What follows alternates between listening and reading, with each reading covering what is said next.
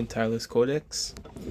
Today I'm gonna take a little different path with this video. I know normally I talk about thoughts I've had, or share some wisdom, but today I wanted to talk about 4 chords on the guitar that I think could make you sound like you know what you're doing a little bit. And the 4 chords, I think if you're a beginner in guitar too, and you're trying to figure out like a way you could just get started on things, I think these 4 chords will help you a lot. So I'm gonna jump right into it, and first we're gonna start with G.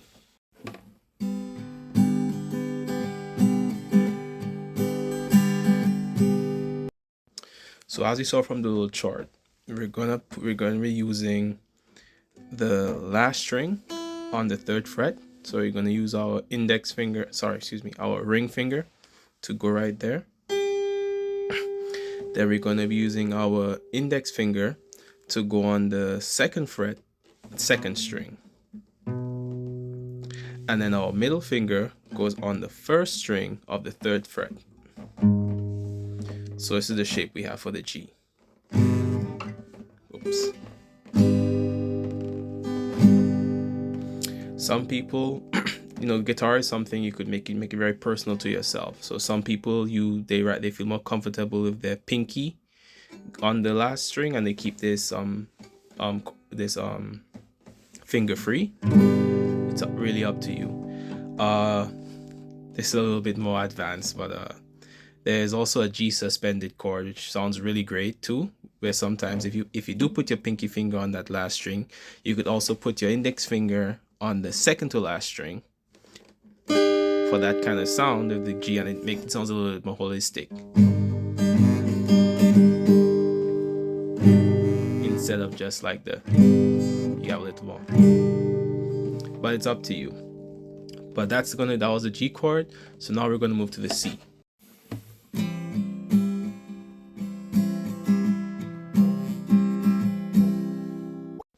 So the C chord is a little bit more complex because you have to stretch over your fingers a little bit, but it's not that hard.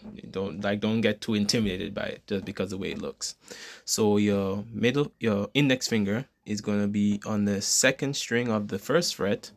Your middle finger is going to be on the 3rd string of the 2nd fret. So this is what we have so far. And then your ring finger is going to be on the 3rd fret, 2nd string. So the frets are these little bars. So like this is 1 fret, this is the 2nd fret, this is the 3rd fret. So if you heard me say fret and you was like wondering what I was talking about, that's what I was talking about. But yeah, this chord, it looks a little bit more complicated, and you may need some more practice, honestly, to get this one down. But you're gonna hold those strings down, and that's how you get the C chord. I'm not gonna go into anything a bit more complex. This one is just a beginner's video, so this is just C chord. So to just go over what we have so far, we have the G, and then we have the C.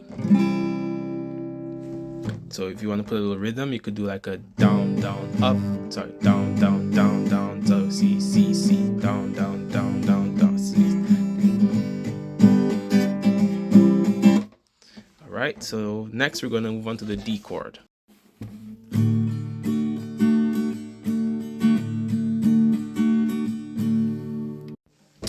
So the D chord, I'll say it's a little bit easier. So we're gonna put our middle finger is gonna be on the last string of the 2nd fret. Our index finger is gonna be on the 3rd string of the 2nd fret, and our ring finger is gonna be on the 2nd string of the 3rd fret, and we get this sound here.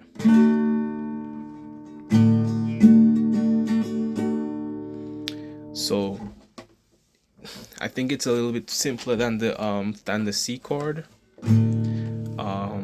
And yeah, that's how this chord works. This is how the D chord sounds. So to put everything we had in context together, we have like the G, then we have the C, and we have the D. to C. So you see, we already could start making a little bit of rhythmic patterns with just those 3 chords. So for the last chord we're going to go over, it's going to be the only minor chord I'm going to talk about in this video, and it's going to be the E minor chord. And I'm going to show you how you could change some things together with that.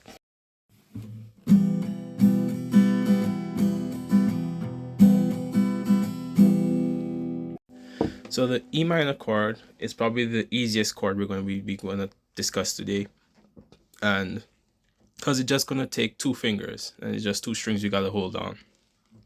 So we're going to use our middle finger and we're going to cover the 2nd string of the 2nd fret, and we're going to use our ring finger to cover the 3rd string of the 2nd fret. So it's on the same, 2 of them on the same fret. Very easy. This chord sounds really heavy, it sounds really dynamic, but it's just 2 fingers and two strings. So with that chord being, now that we've seen that chord, we have 4 chords that we know now. So we have the G, we have the C, we have the D, and we have the E minor. And if my explanation was a little too complicated, I put the charts. You could just pause the video on the charts and just try to figure it out. Try to get the fingering yourself on the guitar, because I know it's different for everybody. Sometimes the way somebody explains it, sometimes you have to see it for yourself. So that's why I added the charts as well. So that should help you. So now that we have all 4 chords, I'm just going to show you some patterns you could use for them. You could start on the G, then go to the E minor, then to the C,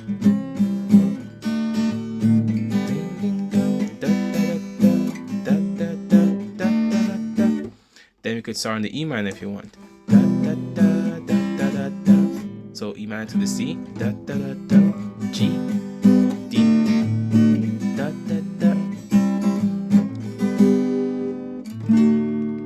So that's just 2 of a million patterns you could use, and different tempos. You could go a little slower.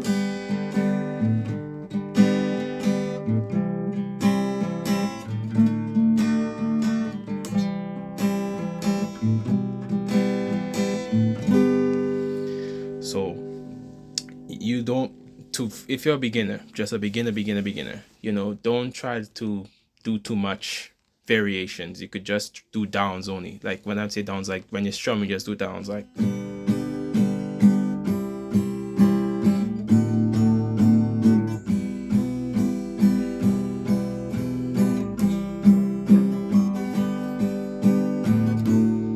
Then when you get like you think you're comfortable with that, then you could start doing some down ups, like so down up. Then on the up you switch to the next chord, so down up, down up, down up.